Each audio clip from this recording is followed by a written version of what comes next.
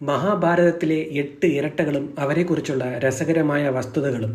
അശ്വിനി കുമാരന്മാരുടെ ആത്മീയ പുത്രന്മാരും പാണ്ഡുവിനും മാദ്രിക്കും ജനിച്ച ഇരട്ടക്കുട്ടികളാണ് നകുലനും സഹദേവനും.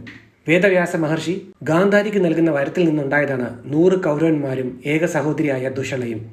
അർജുനന്റെയും ദ്രൗപദിയുടെയും ഇരട്ട പെൺമക്കളാണ് പ്രഗതിയും പ്രജ്ഞയും. മഗധ രാജാവായ ജരാസന്ധന്റെ പുത്രിമാരായ ആസ്തിയും പ്രാപ്തിയും കൃഷ്ണന്റെ അമ്മാവനായ കംസനെയാണ് വിവാഹം കഴിച്ചത്.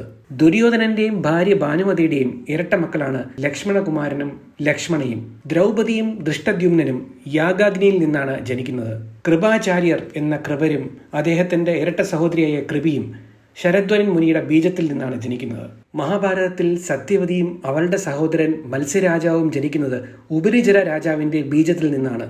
സത്യവതി വേദവ്യാസ മഹർഷിയുടെ അമ്മയും പിന്നീട് ഹസ്തിനപുരത്തിലെ ശന്തനുവിനെ വിവാഹം കഴിക്കുകയും ചെയ്യുന്നു.